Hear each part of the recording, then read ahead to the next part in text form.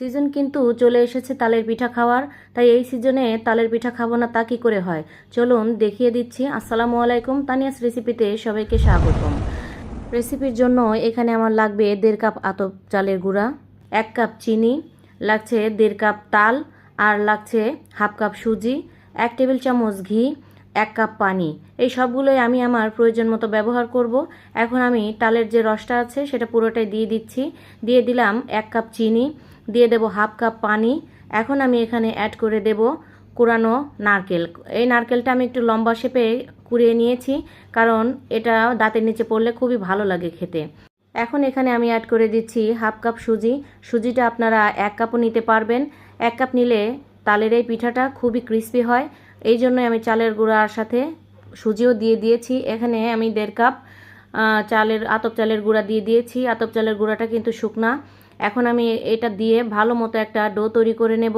ডোয়ের উপরে এখন আমি 1 টেবিল চামচ ঘি দিয়ে দিচ্ছি। এটাতে খুব সুন্দর একটা ফ্লেভার যুক্ত হবে। এটাকে নামিয়ে একটা রুটি বেলা পিঁড়িতে কুসুম গরম অবস্থাতেই এটাকে মথে নেব। মথে নিয়ে মসৃণ করে নিচ্ছি। এখন এখান থেকে আমি ছোট ছোট করে লেচি কেটে নেব। আর এটা আমি তৈরি করছি সুন্দর সুন্দর যে সাজ পাওয়া যায় সেই সাজে। আসলে যে যেরকম যার কাছে আছে সেটাতেই তৈরি করে নিতে পারবেন। আমি এখন এই সাজগুলোতে ঘি ব্রাশ করে নিচ্ছি।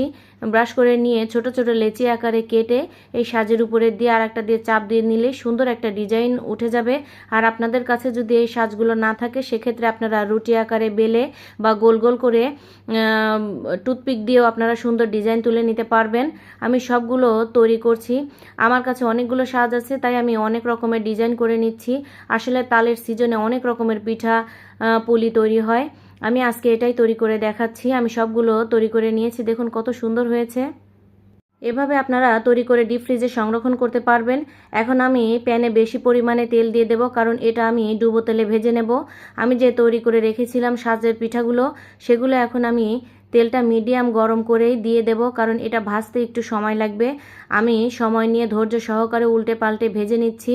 এই পর্যায়ে চুলার তাপ কিন্তু মিডিয়াম টু লো হিটে থাকবে, তাহলে ভিতরে অনেক সুন্দরভাবে ভাজা হয়ে যাবে, ক্রিস্পিও হবে।